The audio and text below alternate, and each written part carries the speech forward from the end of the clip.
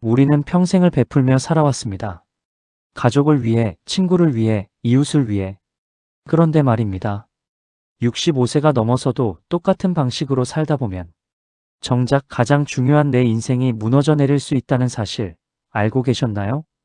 착하게 사는 게 잘못된 건 아닙니다. 하지만 때로는 반드시 거절해야 할 순간들이 있습니다. 65세 이후 절대로 도와주면 안 되는 7가지.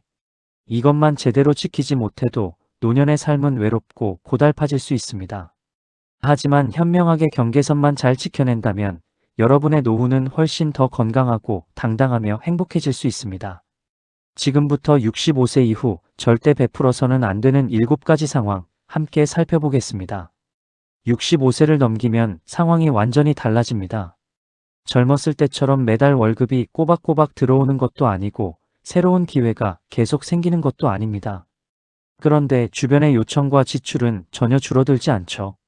오랜 친구가 어렵다며 돈을 빌려달라 하고 자녀가 힘들다며 손을 내밀고 손주 돌봄까지 부탁받습니다.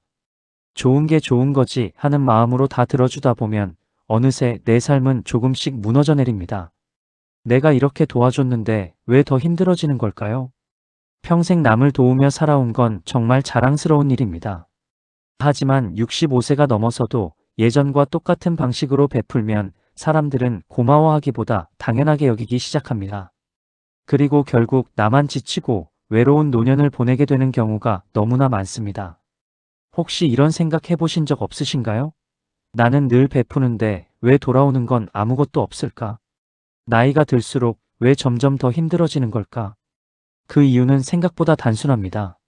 나 자신을 지키지 않고 선을 긋지 않았기 때문입니다. 착하기만 하면 행복할까요? 아닙니다. 착한 것도 중요하지만 지혜로운 게 더 중요합니다. 지금부터 말씀드릴 7가지 상황에서만큼은 아무리 간절히 부탁받아도 안 된다고 말할 수 있어야 합니다. 그게 바로 진정으로 현명한 노후의 출발점입니다. 첫 번째, 경제적 여유가 없는 상태에서의 금전 지원. 65세 이후 가장 흔하게 마주하는 상황 중 하나가 바로 돈 문제입니다. 친구, 친척, 심지어 자식까지 조금만 도와달라며 손을 벌리는 경우가 많습니다. 그럴 때 우리는 이런 생각을 하게 됩니다. 내가 평생 모은 돈인데 조금 나눠줘도 괜찮지 않을까? 나이도 많은데. 내가 쓰는 것보다 남이 쓰는 게 낫지 않을까? 하지만 현실은 그렇게 넉넉하지 않습니다. 65세 이후의 수입원은 대부분 연금, 적금, 퇴직금 같은 제한된 자원입니다. 매달 들어오는 돈은 줄어드는데 병원비, 생활비, 예상치 못한 지출은 계속해서 늘어만 갑니다. 특히 의료비는 생각보다 훨씬 빠르게 증가합니다. 노년기에 무리하게 돈을 빌려주거나 도와주면 정작 내가 아플 때 병원비조차 마련하지 못할 수 있습니다. 선한 마음은 존중받아야 마땅합니다. 하지만 경제적 여유가 없는 상태에서 하는 금전적 도움은 미덕이 아니라 위험입니다. 내가 빌려준 돈은 대부분 돌아오지 않습니다. 설령 돌아온다 해도 그 사이에 내 삶은 더욱 어려워질 수 있습니다. 실제로 통계를 보면 한국 노인의 절반에 가까운 분들이 빈곤층에 속해 있습니다. 그 이유 중 하나가 바로 무리한 금전적 지원입니다. 가족을 돕느라, 친구를 돕느라 정작 본인의 노후는 잃어버린 것이죠. 반드시 기억해야 할 원칙이 하나 있습니다. 내 생활비가 최우선이다. 내 건강, 내 집, 내 생활이 안정되어야 그 다음에 누군가를 도와줄 수 있습니다. 돈은 빌려주는 순간 관계를 변화시키는 힘을 가집니다. 갚지 못하면 원망으로 바뀌고 나중에는 가족 사이도 틀어질 수 있습니다. 따라서 경제적 여유가 없을 때의 금전적 지원은 절대 해서는 안 되는 베품입니다. 두 번째, 자녀의 과도한 요구. 65세 이후 가장 거절하기 어려운 부탁은 바로 자식의 부탁입니다. 아버지, 전세 보증금이 모자라요. 엄마, 아이들 학원비 좀 도와주세요. 조금만 보태주시면 이번에 집을 살 수 있어요. 부모라면 당연히 마음이 흔들립니다. 내 자식인데 내가 안 도와주면 누가 도와주겠어 하는 생각이 앞서죠. 하지만 문제는 이런 요청이 한 번으로 끝나지 않는다는 겁니다. 처음엔 이번 한 번만이라고 했던 게 2번, 3번, 그리고 습관처럼 반복됩니다. 그러다 어느 순간 내 노후 자금은 바닥을 드러내게 됩니다. 부모의 마음은 위대합니다. 하지만 자녀의 요구를 무조건 들어주는 건 자녀의 성장을 막고 부모의 삶을 무너뜨리는 결과로 이어질 수 있습니다. 실제로 우리 사회에는 부모의 재산을 당연하게 여기며 의지하는 자식들이 있습니다. 부모가 가진 게 많다고 생각하고 어차피 다 우리 거니까 미리 쓰는 것뿐이라며 요구하죠. 그런데 정작 부모가 어려워질 때 끝까지 책임져주는 자식은 많지 않습니다. 여기서 한 가지 사례를 말씀드리겠습니다. 김 씨는 자녀의 사업 자금을 돕느라 노후 자금의 대부분을 내어줬습니다.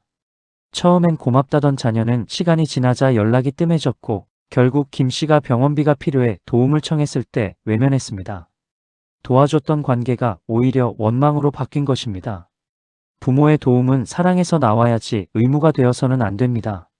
내가 건강하고 여유 있을 때 스스로 선택해서 돕는 건 괜찮습니다. 하지만 내 생활이 위태로운데도 억지로 도우면 그건 자녀에게도 올바른 가르침이 아닙니다. 자녀가 진짜 배워야 할 건 부모의 끝없는 희생이 아니라 스스로 살아가는 힘입니다. 따라서 65세 이후에는 자녀의 과도한 요구를 거절하는 용기가 필요합니다. 내 노후를 지키는 것이 곧 자녀를 돕는 길이라는 걸 꼭 기억하세요. 세 번째, 건강을 해치는 돌봄. 65세 이후 많은 분들이 겪는 현실, 바로 손주 돌봄입니다. 엄마 아빠는 맞벌이로 바쁘니까 할머니 할아버지가 좀 봐주셔야죠.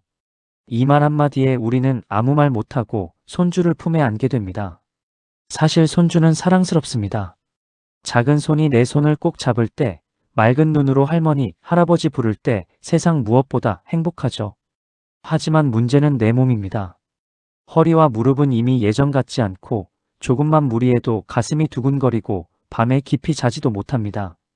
그럼에도 불구하고 내가 아니면 누가 해? 라는 마음으로 매일같이 돌보다 보면 정작 내 건강은 급격히 무너집니다. 건강은 한번 무너지면 다시 회복하기 정말 어렵습니다. 무리한 손주 돌봄, 아픈 가족의 간병, 이런 것들은 사랑이 아니라 자기 희생이 될 수 있습니다. 혹시 이런 경험 있으신가요? 손주 돌보느라 무릎이 붓고 병원에 갔더니 의사가 말합니다. 지금처럼 계속 무리하시면 나중엔 수술이 필요합니다. 그 순간 깨닫게 되죠. 아, 내가 내 몸을 너무 소홀히 했구나. 아이를 사랑하는 건 좋습니다. 하지만 사랑한다는 이유로 내 건강을 잃으면 결국 아무도 도울 수 없습니다. 내가 아프면 손주도 자녀도 나도 모두 불행해집니다. 그러니 이제는 다짐해야 합니다. 내 몸을 지키는 것이 곧 가족을 지키는 일이다. 무조건적인 돌봄이 아니라 내가 감당할 수 있는 범위 안에서만 도와야 합니다. 네 번째, 대가 없는 봉사와 자기 희생적 배려. 나이가 들면 봉사와 배려를 더 많이 하게 됩니다. 마을 일, 교회나 성당 일, 지인 부탁. 내가 할 수 있으니 해줘야지 하며 발벗고 나서죠. 처음엔 칭찬도 듣습니다. 어르신 없으면 안 되죠. 정말 좋은 일 하시네요. 하지만 시간이 지나면 어떻게 될까요? 고마움은 사라지고 당연히 해줄 사람으로만 여겨집니다. 정작 내 몸은 지쳐가는데 돌아오는 건 고맙다는 말 한마디뿐. 가끔은 그마저도 사라집니다. 이쯤 되면 이런 생각이 들죠. 나는 왜 늘 희생만 하지?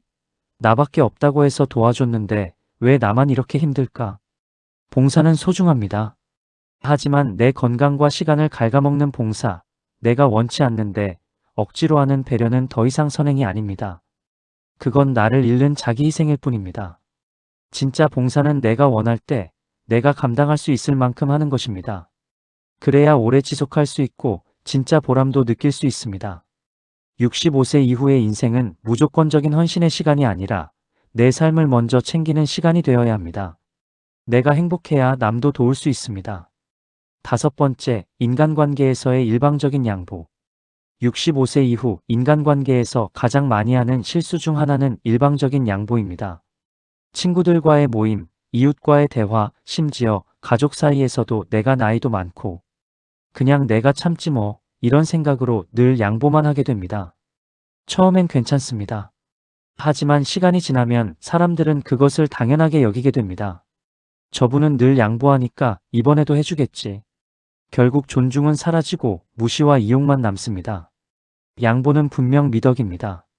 하지만 일방적인 양보는 나를 지키지 못하게 하고 결국 인간관계를 더 불편하게 만드는 독이 될 수 있습니다. 혹시 이런 경험 있으신가요? 모임에서 늘 내가 계산을 더하고 항상 내가 불편한 자리를 감수하며 말도 못하고 그냥 넘어간 적. 그때 기분은 어떠셨나요? 속으로는 억울한데 겉으로는 웃어야 했던 그 순간들. 65세 이후에는 더 이상 무조건 참을 필요가 없습니다. 나도 존중받아야 할 사람이다. 이 마음을 꼭 기억해야 합니다. 때로는 단호하게 싫어라고. 이번엔 내가 아닌 다른 사람이 해. 이렇게 말할 줄 알아야 비로소 상대도 나를 존중하게 됩니다. 인간관계는 일방적인 희생이 아니라 주고받는 균형이 있어야 오래갑니다. 내가 일방적으로 양보하는 순간 그 균형은 무너지고 결국 외로움만 남게 됩니다. 6번째, 상속과 재산의 조기 분배. 나이가 들면 한 가지 고민이 생깁니다. 내가 가진 집, 재산, 언제 어떻게 나눠줘야 할까? 싸움이 생기기 전에 미리 나눠주는 게 낫다고 생각하기 쉽습니다. 그래서 65세도 되기 전에 재산을 조기 분배하는 분들이 많습니다. 하지만 문제는 이렇게 재산을 미리 나눠줬을 때 생깁니다.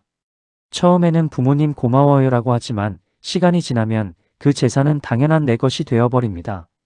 그리고 어떤 경우엔 연락이 끊기기도 합니다. 상속은 살아계실 때 나눠주는 게 아닙니다. 내가 살아있는 동안은 내 재산은 끝까지 내 권리입니다. 내가 쓰고 내가 관리하며 내가 필요할 때 쓸 수 있어야 합니다. 실제로 집을 미리 자녀 명의로 돌려줬다가 본인은 월세방으로 밀려난 노인들의 사례도 많습니다. 한번 넘겨준 재산은 다시 찾기 어렵습니다. 그 순간부터 부모는 의지할 힘을 잃고 노후는 순식간에 무너질 수 있습니다.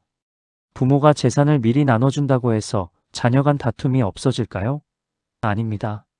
오히려 왜 나는 적게 받았냐며 새로운 갈등이 생기는 경우가 훨씬 많습니다. 그러니 65세 이후에는 절대로 조급하게 재산을 분배하지 마세요. 내가 살아있는 동안은 끝까지 지켜야 합니다. 내 삶을 위한 안전망이고 내 존엄을 지키는 마지막 수단이기 때문입니다. 진짜 현명한 부모는 자녀에게 재산을 미리 주는 게 아니라 자신의 삶을 끝까지 지켜내는 부모입니다. 내가 행복해야 자녀도 행복합니다. 7번째, 정서적 에너지의 과도한 소모. 65세 이후 우리가 가장 소모하는 자원은 무엇일까요? 돈도 체력도 중요하지만 사실은 바로 마음의 힘, 정서적 에너지입니다. 자녀가 싸우면 밤새 잠 못 자며 걱정하고 친구가 고민을 털어놓으면 내가 다 짊어진 듯 괴롭고 이웃 간 갈등에 괜히 중재하려 나섰다가 오히려 원망을 듣기도 합니다. 정작 남들은 그렇게까지 신경 쓰지 않는데 나 혼자서 마음 졸이고 속으로 끙끙 앓는 경우가 많습니다. 그러다 보면 불면증, 우울증, 무기력증, 정신 건강이 급격히 무너집니다. 남의 문제에 너무 깊이 끌려 들어가는 건 결국 내 마음만 지치게 만듭니다. 내가 해결할 수 없는 문제라면 과감히 내려놓을 줄 알아야 합니다. 혹시 이런 경험 있으신가요? 자녀 부부가 다투는 걸 보면서 내가 뭔가 해야 하지 않을까 하며 끼어들었는데 결국 자녀는 화해하고 나만 상처받은 경우. 이웃이 부탁해 도와줬는데 나중엔 오히려 원망만 들은 경우. 이런 일은 결국 내 정서적 에너지만 빼앗고 아무도 행복하게 만들지 못합니다. 65세 이후에는 내 마음의 평화를 지키는 것이 최우선입니다. 모든 문제를 다 짊어지려 하지 말고 이건 내 일이 아니다 하고 선을 긋는 지혜가 필요합니다. 내가 지쳐 있으면 사랑도 배려도 봉사도 할 수 없습니다. 나를 먼저 돌보는 것, 그것이야말로 가족과 이웃을 위한 진짜 배려입니다. 오늘 우리는 65세 이후 절대 베풀면 안 되는 7가지 상황을 살펴봤습니다. 1. 경제적 여유 없는 상태에서의 금전 지원. 2. 자녀의 과도한 요구. 3. 건강을 해치는 돌봄. 4. 대가 없는 봉사와 자기 희생적 배려. 5. 인간관계에서의 일방적인 양보. 6. 상속과 재산의 조기 분배. 7. 정서적 에너지의 과도한 소모. 이 7가지 모두 공통점이 있습니다. 선한 마음에서 시작했지만 결국 내 삶을 무너뜨릴 수 있다는 점입니다. 65세 이후의 인생은 희생의 시대가 아니라 자기 보호의 시대입니다. 내가 건강해야, 내가 행복해야, 그래야 사랑도 베풀 수 있습니다. 지혜롭게 선을 긋고 내 삶을 먼저 지키십시오. 그것이야말로 가족과 이웃에게 해줄 수 있는 가장 큰 사랑이고 가장 현명한 베풀입니다. 65세 이후 나를 지키는 것이 곧 사랑입니다. 지금까지 시청해주셔서 감사합니다. 오늘은 여기까지입니다. 감사합니다.